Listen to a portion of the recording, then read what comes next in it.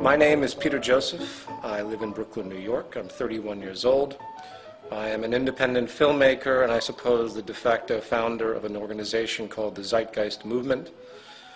As far as my background, I was born to what I consider to be a middle-class family. My father is now a retired postal employee and my mother is a retired Child Protective Services employee. In fact, a lot of my social dispositions on society, I think, might come from the experiences I had listening to the stories coming from my mother. I started getting interested in music, I think, at about 8 or 9. I seemed to fall into a love of percussion and drums and rhythm.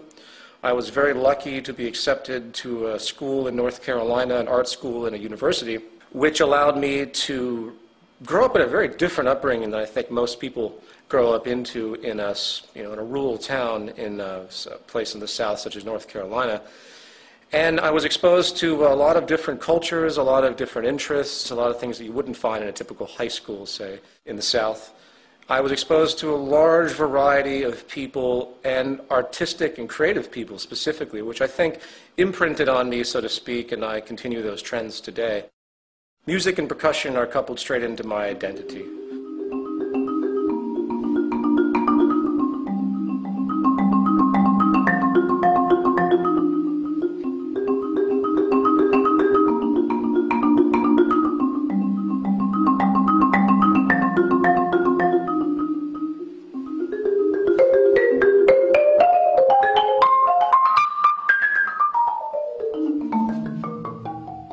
People say to me, well, you work with this social organization, but yet you're just a musician, just a musician. There's the credentialism tendency that comes up a lot with anyone that talks about the issues that we talk about in the movement or that have been talked about in the films. And we can talk about that a little bit later as well. But what I'd like to say is that I look at music now as a form of meditation. It's something as an outlet. It maintains my balance. So I continue to practice in a very personal sense. It's not that I go out and perform that much anymore. I don't have time to anymore. After my second year of college, I dropped out, realizing that the debt that I was accruing was absolutely not worth it. Even then, I knew there was something wrong with going to school, getting a ridiculous amount of debt, $80,000 to $100,000, and then being thrown into the workforce, automatically in a position of indentured servitude, if you will, automatically having to give yourself to the system because you're already in so much debt. My original interest was to be a solo classical marimbist, a laughable concept when I think about it now, but we all have our bouts of naivety as we grow. Once music became difficult for me to pursue as a career choice, I started to get into video and editing, and I got a job in New York, and many jobs in New York, doing various freelance video editing, shooting, whatever related to video work, film work. You have to do whatever pays you in this society, and I couldn't really find the niche to make money in music, so I ended up in advertising. I always had a problem with people telling me what to do in the labor force, and I did not like advertising, obviously. I did not like the nonsensical manipulation of people's perceptions so corporations can sell their crap. So I began to pursue work in the financial arena. I began to do day trading, which pattern trading. I was moderately successful. I never had a big capital base, which you really do have to have. But I pulled some change out of the market, and I continued to do it on and off for many, many years. I don't do it anymore because I despise the market system. The way I justified this was it was the only job I could come up with that didn't have a boss or a client, so it represented freedom to me.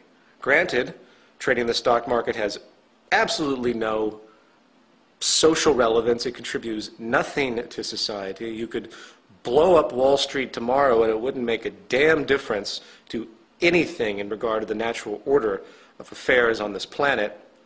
So at that stage in my life, I just wanted a way out. I wanted to not have to deal with being a slave to the corporate system anymore. So anyway, that's when I started first investigating economics. And I'm sure you have other questions about that, so I'll stop there. Zeitgeist began as a public performance, an attempt at a vaudevillian concept. What I did was I set up 2 screens, and I had a huge percussion set up in the middle where I performed, with the videos that were on the two screens. Some of the equipment you see here was used. I've actually sold off most of my equipment, but regardless, I think I have some photographs I can give you. There's only a few that actually were captured, believe it or not, of the original event. I wish I had documented the original event because people keep asking me about it. But nevertheless, it started off as a creative work, a variation on the early vaudevillian concept, film and live music, live performance. And once it was over, you know, it was a free event. I did it for 6 nights, I believe. And people came. I advertised it like crazy. I spent thousands and thousands of dollars. I did it mainly because I had been stuck in the corporate reality, and I just wanted to do something for myself to make myself feel better about a world that's going to shit, essentially, a world that's being dominated by finance, a world that's sick and distorted through religious processes, financial oligarchs. It was just an expression. It was, in fact, a very angry but solemn expression. I never expected it to turn out to be what it was at all. After it was over, I just found myself in a little bit more debt. And I took the work, which, by the way, I had no clearance for. I didn't clear any of the aspects with it. But since the internet is what it is, tossed it up online to see what would happen. Maybe some people would like it. They download it. I get some feedback, whatever. What happened completely blew my mind. I posted it on one website, and from there a chain reaction occurred, and it's pretty much all history from that point on. I couldn't even tell you how it unfolded. All I know is that I got wind of the fact that it was getting a tremendous amount of hits and talked about a lot, so I built a website for it, zeitgeistmovie.com, and I just had it up there for free, and then I realized that people wanted it on DVD. I'm like, okay, well, I guess I should try to do that. So I was forced into a very difficult position of getting clearance from all the participants involved, which was very difficult, by the way, because everyone saw dollar signs, because it's an internet film that's getting millions of views. So I had to pay out a lot of money to a set number of people to get it going. But there were also people that were just happy to see this information get out there and didn't have any problems with me doing what I call a non-commercial distribution, a $5 DVD for it to be released in some capacity. From there, I got an email from an organization called the Artivist Film Festival, and to my amazement, they wanted to show the film in their festival, which was a packed audience, sold-out audience. At this stage, it was still utterly bewildering to me. This was the same organization, of course, that showed Zeitgeist Addendum the next year. A world where media is often used to keep us a little dumbed down more than anything else, as far as my opinion is concerned.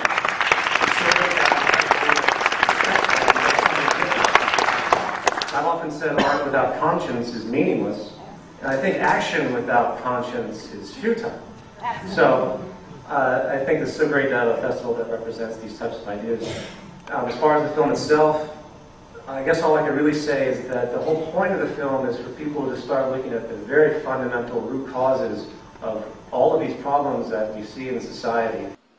So that's a general rundown of what happened. The Zeitgeist movement was a very difficult decision for me. I could have just made Zeitgeist Addendum like other socially conscious filmmakers do, in the sense that I could have just said, oh, well, here's a bunch of stuff, here's a bunch of problems, hey, here's some possible solutions, take what you will with it, and just roll with it and see what happens. I really was on the fence about putting, at the very end, join the movement, www.thezeitgeistmovement.com. And 6, join the movement. Go to thezeitgeistmovement.com and help us create the largest mass movement for social change the world has ever seen. I knew that the moment that it became something more than just a film phenomenon, that my life would likely change dramatically, which it has. Zeitgeist Addendum was sparked out of people emailing me saying, well, what do we do about all of these cultural problems? What do we do about a corrupt banking system? What do we do about people that are locked into establishment social programs, if you will? I consider the trains of thought and mind to be a program. I consider society itself to be a program that's running. And the programming locks people into a specific frame of reference. How do we deal with these issues? How do we do? What do we do? And Zeitgeist Addendum was an attempt at answering that question. After Zeitgeist 1 was released, it got into the hands of Jacques and Roxanne, and after reading Jacques' book, which they sent me, I realized that this was really important information. I realized that even I was backwards on a lot of issues that needed to be corrected. And in order to get society in line, we have to think about the fundamental problems. This was something that I was attempting to do in part. I had a notion of, but it wasn't until I met Jacques Fresco that the lens became focused. It was like all these things that I sort of had an inkling of. Jacques' experience, life experience, what he had talked about for song, just focused me in the right direction as far as I'm concerned. So I made a whole section with him in Zeitgeist Addendum, and that's how it took off. Anyone that chooses to challenge establishment orthodoxies, traditional worldviews, not to mention the system that we live in, sets themselves up for venomous attacks. I'm well aware of this. If you look back at the history of anyone that has chosen to challenge the establishment, it's a very dark history. There are a great number of people out there that know that something is wrong, but they do not understand the source of that wrongness because they are in the box of indoctrination. Socrates. Socrates never speculated on the slavery that was existing during his time. That was normality to him. This goes with every type of political philosopher that's ever existed, whether it's Karl Marx, whether it's Plato. They're all locked into an established paradigm, and their thought processes can only go so far. And this includes probably myself. People are locked into a box. They see the box around them. They see the leaks and the holes and the cracks, and they go up to the cracks and they try to fix them. They try to patch the holes. But they don't stop to think that maybe there's something wrong with the box itself. Maybe the integrity of the box that they exist in is inherently invalid. It's inherently void. The economic system that we live in is a parasitic paradigm that is only going to lead to self-destruction. But people don't see that. So if you attack the economic system for what it actually is, everyone's feathers go up. Everyone says, well, wait a minute, this is the world we all live. We live in a profit-based, labor-for-income world, cyclical consumption. This is what we're used to. We understand we have division of classes. You know, they throw in human nature. They throw in everything that will try to make it seem like it's a part of the natural order of reality when it in fact is not. If I was to summarize the attacks that typically happen towards myself and the people I work with, the first one would be credentialism. Credentialism is an annotation for the priesthood of those in the know. Now, bear in mind, this is a gradient of relevance. Obviously, I'm not going to go to a doctor, if I can help it, that has absolutely no credentials in the surgery that I might need performed. They require instruction and experience to do so. But when it comes to the other side of the spectrum, when it comes to the simple analysis of information, when it comes to the analysis of history, when it comes to economics, because it is a contrived system, it has no basis in anything else in general operation. It's not based on laws of physics. It's not based on any aspect of scientific law that has any relationship to planetary operation. Then suddenly it becomes very relevant to speculate as to what these things actually mean to society. It's a double-edged sword when you get a master's, bachelor's, PhD in a particular medium, because think about what you're actually doing. You're going through a curriculum that's been completely established for you by the institutions that have existed prior. When it comes to social things that have a great deal of subjective variance, you lose objectivity in that sense, because you're literally indoctrinated into the beliefs that are presented. To get a degree at economics, which is probably the most wasteful thing you could possibly do, is to be completely indoctrinated into the idea that what you're studying is actually a science and actually has some type of relevance to anything. So when I get emails from PhDs in economics that try to debunk the aspects that we talk about, it becomes quite clear to me that the reason they have such an objection is really an emotional one. It isn't an objective aspect. They have culminated an identity to themselves because of their belief system, and for me to take that away from them, to debunk their ideas about economics, is to take away their identity. It's easy to point out that some of the greatest minds that have contributed some of the most powerful inventions to our world have come from non-establishment institutions, have worked on their own. They've done their own study. They've guided their own direction of information. They didn't just sit in a classroom and take in the rote information, do the step-by-step processes as oriented by the establishment, and then grab their diploma and degree, and hey, now I'm an expert in a given field. The most tremendous minds, the most tremendous contributions comes from those that are outside of the box. I don't even need to give examples of that to make that known. So, back to my point, when it comes to social theory, if you will, credentialism I give zero weight to. Academia is a detriment to advancing social progress. Another form of attack simply comes from the cultural nuance, comes from the social programming, what we call the self-appointed guardians of the status quo. People that are suffering in the system just like anyone else, but their social identification is so powerful, they are so locked into the box, that they find it infuriating to think that what they're living is actually wrong, paradoxically. I get this all the time from people. The self-appointed guardians of the status quo are birthed in religion, birthed in economics, birthed in the illusion of democracy that we see today across the world, birthed in the various isms that are entirely pointless: capitalism, communism, fascism, socialism.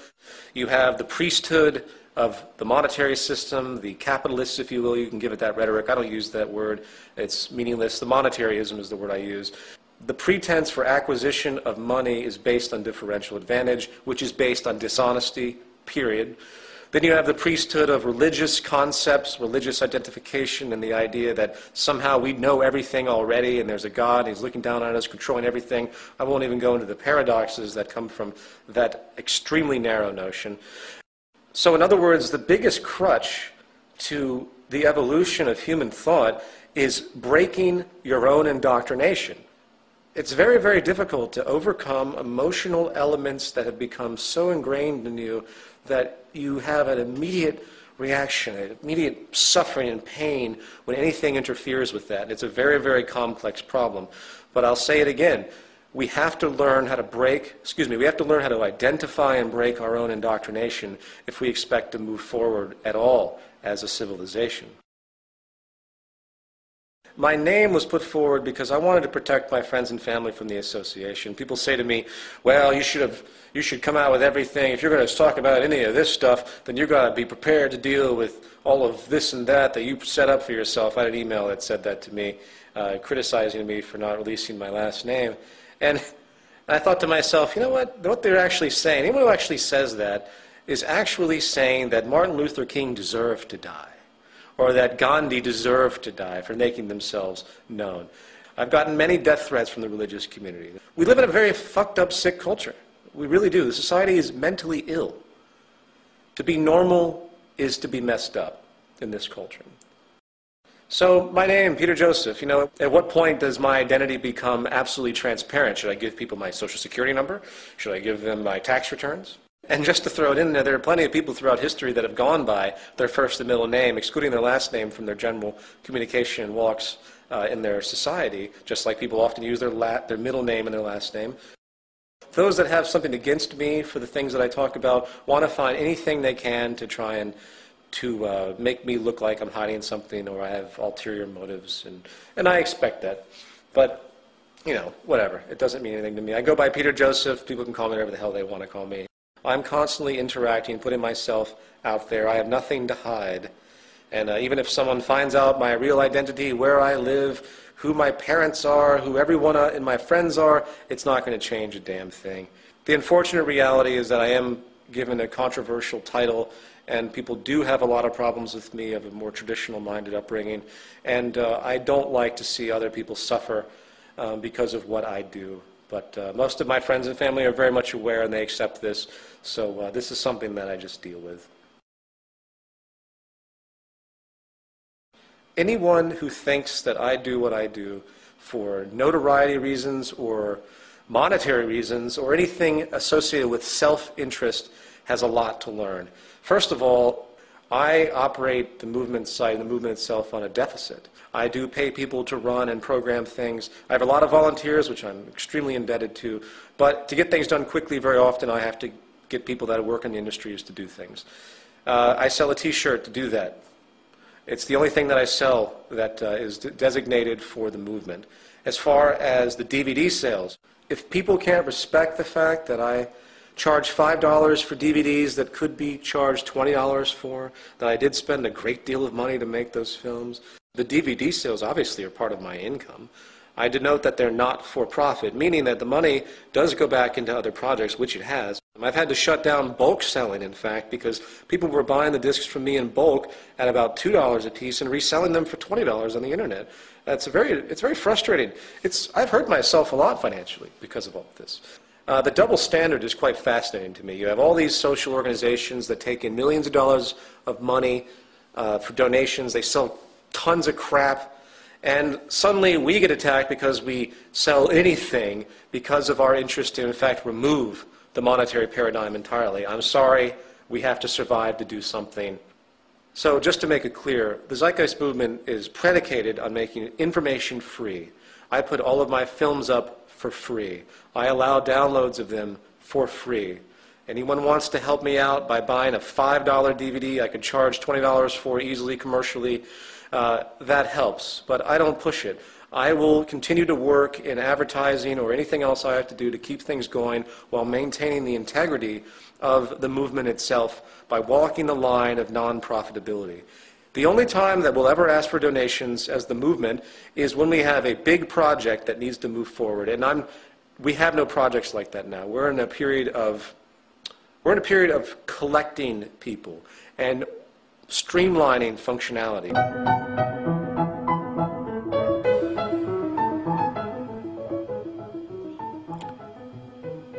If you read economics, they present it as though it's a science. I've read through much of the curriculum of what bachelor's and master's degree Harvard University students would read for their degrees in economics. Economics is not a science. It's an invention. It's a contrivance. It's funny, you look at economics books and they have graphs and charts and they make complex novel equations. It's all contrived. It doesn't have any relationship to the natural order of things. It is based upon a folk way of orienting production and distribution, and we've established this massive structure that makes it seem valid. There's really nothing anyone needs to know about economics than the fact that the entire global economic system is based upon people constantly consuming, irregardless of the state of affairs and natural orders of energy, planetary materials, and anything else. It is blind, narrow consumption with absolutely no regard for the environment. We have to recognize that we're all scientists. And we all have to start thinking about things in a scientific manner, which most of us do to a certain extent. Even the most religiously minded individuals use science all the time when they evaluate buying a car, when they evaluate their general life. They use these things constantly. We all do. We're all scientists. That is the discovery, the epiphany that needs to come out. Science is not a cold, heartless thing. It is what has given us everything that comprises our well-being. Now, you can argue philosophy. As far as I'm concerned, any form of philosophy, any form of notions of morality are absolutely meaningless unless they are sprouted from the natural world using what I would consider to be analysis known as the scientific method. I am nothing but bored to tears by philosophical dispositions and verbal hobbies that do absolutely nothing. Religion is a verbal hobby. One of the age-old scams of the establishment is to hand religion to the populace so they feel like there's something positive waiting for them as they suffer because of this perpetual, constant oligarchical evolution that has emerged since, I believe, the hunter-gatherer society. When we culminated agriculture, we altered everything. We created social stratification. We began to control the environment. Before the Neolithic Revolution, it's been well documented by anthropologists that there was a natural balance to the planet. Population was in balance because we could only do what the Earth provided for us naturally.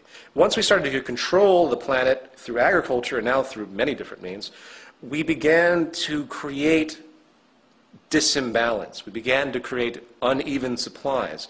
We began to generate scarcity deliberately for the sake of self-preservation and profit. So as society became more and more imbalanced, as the concept of property emerged, as the great pirates started to travel the oceans, bringing back goods to different continents, to different kingdoms, creating power structures of resources, certain tools were used to control humanity, to keep those that were not deserving the right of life or deserving the fruits. To keep the stratification going, they were given various tools to subdue them. Religion is one of the age-old tools to subdue the masses. Now, by the way, I'm not saying that's where the origin of religion came from. That's a whole different subject if you want to talk about it, because it was covered in the first part of my film. I'm simply talking about the political usage of religion, which carries on to this day. How many times do you hear the President of the United States say, "God bless America"? What an offensive, insulting thing to say to the American people. First of all, it's offensive to every other country in the world. Why would God just bless America? God would bless the planet if we lived in a sane society, if there was a God, of course. Anyway, I won't even go on that tangent. Religion, to me, has two sides.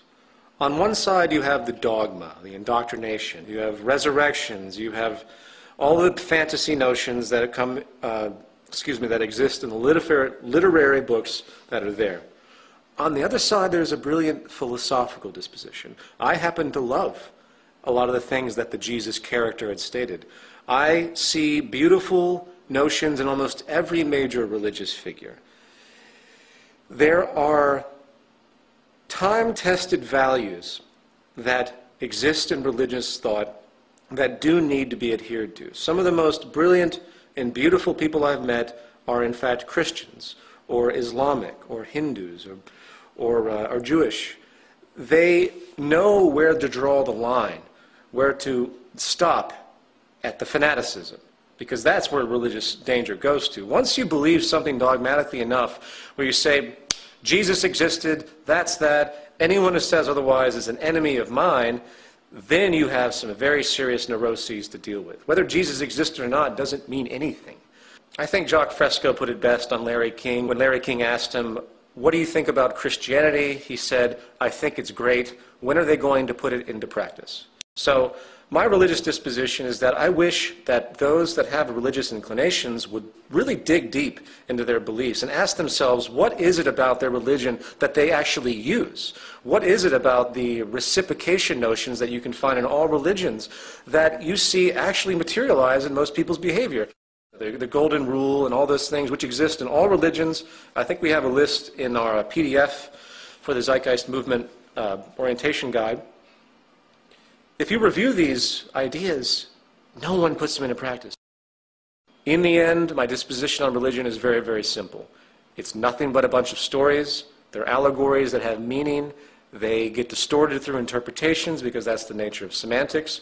But I don't want to rule out religion. I don't think religion should be outlawed or anything like that. I think it should be understood for what it is.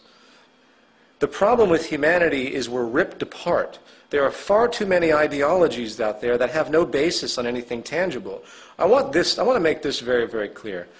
All Orthodox religions, at least Western religions, there might be a few elements of Hinduism and Buddhism that are an exception, but let's just say the Judeo-Christian Islamic system of belief, to me, is no different than the isms of state associations that we see in our political sphere, meaning communism, socialism, fascism, capitalism.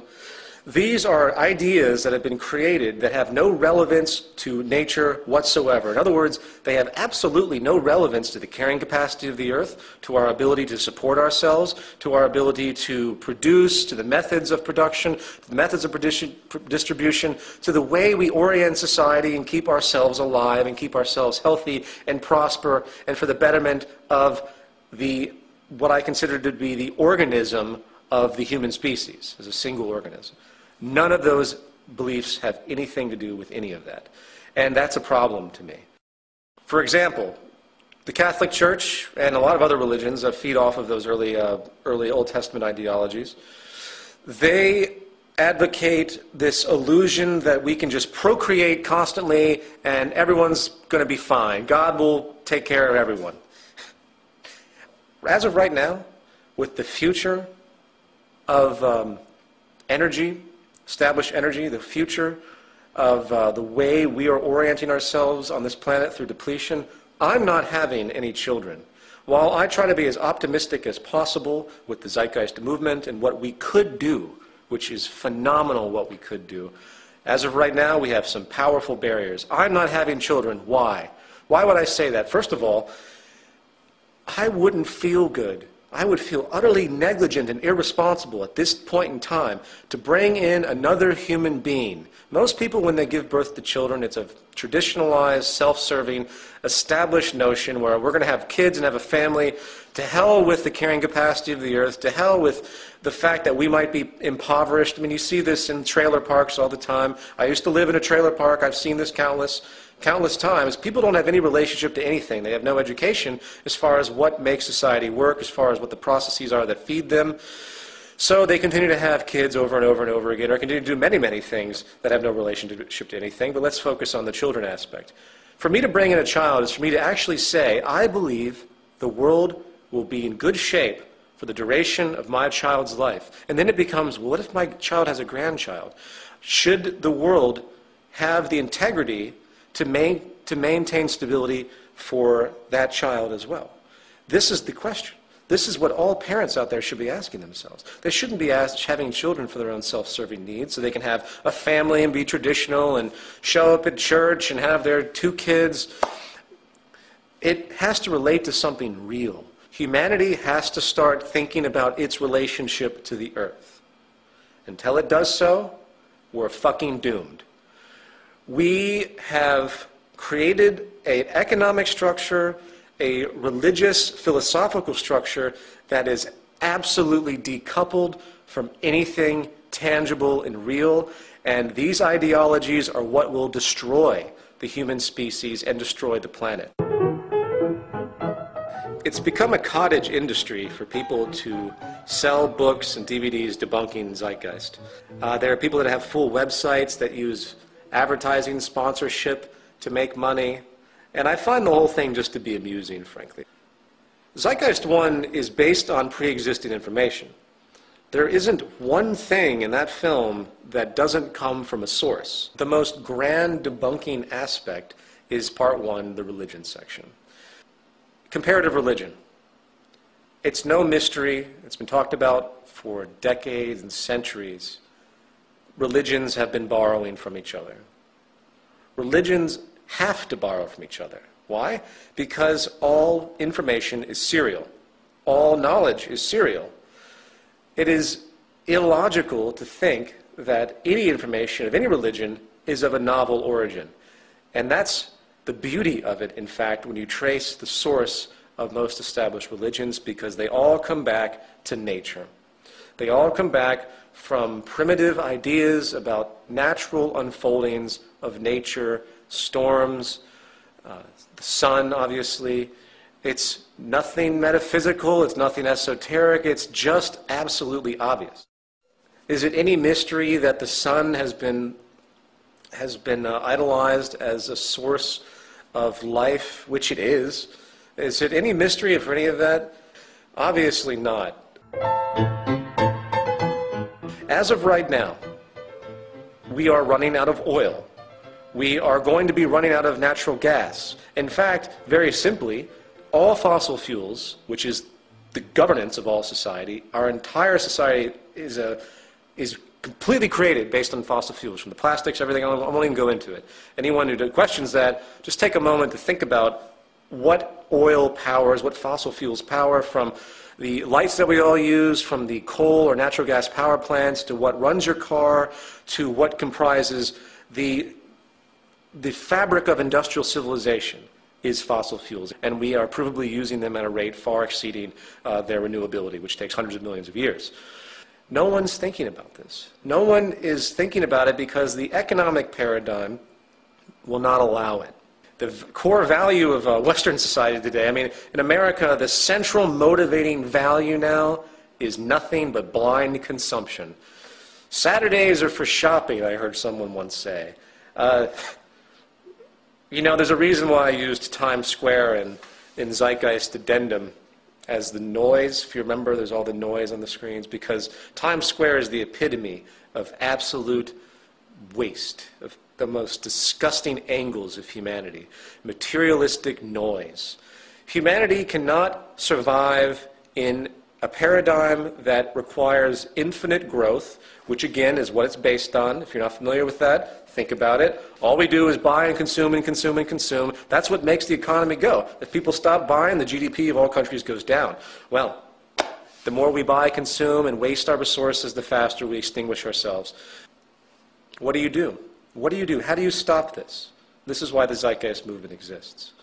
We have to, one, get a philosophical disposition under our belts that says, you know what, we're all on the same page. We all have to survive on this planet.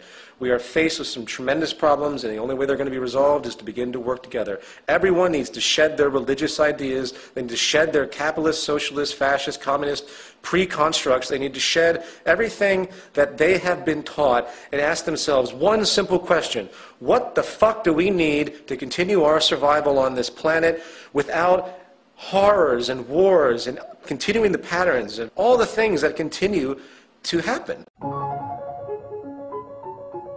You know, the Zeitgeist movement, as has been denoted in all of our materials, is the, quote, activist arm of the Venus Project, pushing forward to what we call a resource-based economy. A resource-based economy is very, very simple. It is simply a system that is structured in a, quote, systems theory approach. To explain a systems theory approach, all I have to do is look at the planet itself. The planet is a holistic system. So the first step is very, very simple.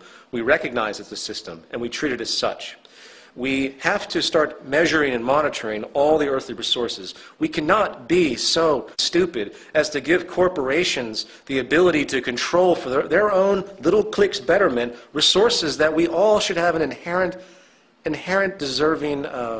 Every resource on the planet should be common heritage to all human beings. There's no way to create a stable society otherwise. So when you're born on this planet, you inherit the planet. The planet is your home, not some plot of land that is, has the illusion of property, not some house that you think you own. There's no such thing as ownership. The idea of ownership is controlled restriction. Ownership is simply there really for those at the top to make sure no one can interfere with the fact that they control mostly everything. So we have to monitor the planet's resources. We have to begin to construct a system of production and distribution that is not based on the whims of profit. It's based on what is the most efficient means to do that. There are resources all over the planet, obviously. We have to begin to understand what we have, and we have to use science and technology to begin to orient our use of these resources in the most efficient way possible. And that's why we advocate the systems approach that we do. If you motivated our resources right now to change the face of the earth, to create a resource-based economy, we could do it very, very quickly. The problem is, again, the established orthodoxies and self-preserving mechanisms that are in place, which will be our death. The free market is what will kill everything on this planet. It's not the free market, it's actually the monetary system. Monetary acquisition and exchange through labor for income and the motivation of profit will be what destroys humanity, because all it does is pull everything in the direction of those that have the most power. Right now, we are faced with an ecological collapse, an energy collapse specifically. We're faced with an economic collapse, which is very much tied into the energy collapse. We're faced with a labor collapse, which of course is very much tied to the economic collapse. And we're faced with what I call the criminal meltdown. The breakdown of society is occurring. People say, well, we're going to have a recovery of the economy. The most dangerous thing that we can have right now is a recovery of the U.S. economy. The most dangerous thing that we can have right now is the use of more resources, because all it's going to do is speed up the inevitable destruction. If more people go out and buy lots of automobiles to help the economy, all that's going to do is get more fuel into the tanks taken from the resources of the planet. More gasoline is used, more energy is going to be wasted on the idea of consumption. And this is what, again, will kill us. So a resource-based economy attempts to remove all of the unsustainable practices that we have now and create a holistic system of resource management, of priority of labor. That's a big one. Think about how much time is wasted in most people's lives on jobs that do absolutely nothing. Think about how much energy is wasted by someone who works at Wall Street driving from Pennsylvania every single day from their home so they can be a trader on Wall Street, wasting energy on something that means nothing, that wastes even more electricity and energy. When you begin to think like that, when you begin to see how much energy and resources are wasted on actions that have no return whatsoever except the self-interest and consumeristic monetary values of particular individuals, but return nothing to society. Think about how beautiful society would be when we start to educate people on natural processes of the environment, on science, technology, and resource conservation. And when people engage society in a professional level, if you will, they do so on things that actually matter. That will be cataclysmic. That will be unbelievable to see people doing stuff that actually has a relevance. That will enable them to have so much more freedom, too. To put it in a gestural sense, the way I see human survival and the human self-interest mechanism, which does exist, but it's accelerated by our system, is making a psychological trick to what it means to be self-serving. Social interest needs to become self-interest. In other words, when I invent something, that is given to everyone for them to improve upon and to utilize. That invention isn't hoarded through patents and trademarks. It's given to everyone. In turn, what that means is that every time anyone else invents something or creates something or has an idea, that comes to me too. Suddenly, humanity becomes a singular organism. It becomes a working system. People ask me a lot about spirituality. They say, well, if you don't like any of the established religions, are you spiritual in any other way, or something like that? The only type of spirituality that is actually relevant is an understanding of natural processes and the natural order of the universe, to give it an annoying vernacular. The way natural laws work, gravity, the way the world actually works, God is in the laws of nature and nothing more. I believe that a true spiritual awakening will be when people start to realize that they have to begin to work together, they have to share their resources, they have to begin to understand that they live off of this planet, that they get their light from the sun, that there are energy sources that are natural and abundant, that can be made available to all, that we share everything and we work together because that's what the system demands. The earth demands this. The species demands this for our survival. And that will be a spiritual awakening, if you want to give it that type of term. We live in a world of tremendous possibility, positive possibility. However, all indicators point to what I consider to be self-destruction, given our current established economic and ideological structures. Once again, capitalism, socialism, communism, fascism, Judeo-Islamic Christian belief systems, they have no relationship to what actually creates survival of the species. The real sad thing is that humanity is going to have to be smacked around quite a bit before they really understand what the Zeitgeist movement, a resource-based economy, and the Venus Project, Jacques Fresco, is talking about. We are driven by biosocial pressures, meaning that it takes problems for us to wake up and want to change things. I don't want to see humanity suffer. I don't want to see the population start to shrink because of our lack of energy and food. I don't want to see these things happen. But I know, sadly, that a good portion of it is going to happen. until people start to wake up and recognize a new paradigm that's on the horizon that we must drive forward to as fast as humanly possible. All you have to do is look at the current economic implosion. The U.S. government's in $12 trillion worth of debt. It becomes comical after a while. What's going to happen when the U.S. government hits 20 trillion, 30 trillion? I mean, once the U.S. government can't pay its interest on all the bonds that have been sold overseas and all of the outstanding debt that it has, then we're theoretically bankrupt. What do you think is going to happen when China can't get its money from the United States? What do you think is going to happen when the United States, because we use 25% of the world's energy, starts to run out of oil in Iraq and starts to invade other Middle Eastern countries, which we'll probably do beforehand, but starts to do that? And China, of course, who gets oil from Iran, says, you know what, I think we're going to have to stop you guys from taking Iran's oil because we need that too, and you owe us a lot of money. It's kind of pissing us off. Do you think war between these superpowers might be possible? I think World War III could be very, very possible, and this war will be for real. This will not be a contrivance war like World War I and World War II, based on geopolitical realigning and various resource grabs. This will be a war for survival of different countries. And I hope that doesn't happen. I sincerely hope all of these things I talk about are erroneous and false, but all you have to do is look at the trends. One way or another, we will end up in a system that's not based on money as we know it today. Why? Because that will be realized in the future by historians as the total and pivotal cause of the destruction of civilization as we know it. That will be understood in the future. Historians will look back and say, holy shit, they were making materials, selling them for corporation profit, over and over and over and over again with absolutely no reference to what the planet had and recycling protocols and everything else. They were burning fossil fuels at 1,000,000 times the rate of their actual renewability.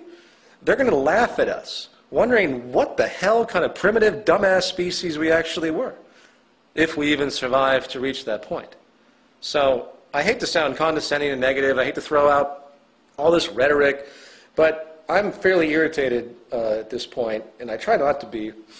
I just want to make it understood that the entire system that we live in is a sham. It's a false system, falsivity defined by the fact that it cannot be sustained. It's that simple. And we propose a resource-based economy. I hope everyone watching this film will go to www.thezeitgeistmovement.com and understand what we're doing. I hope everyone out there will understand that either we change or we die.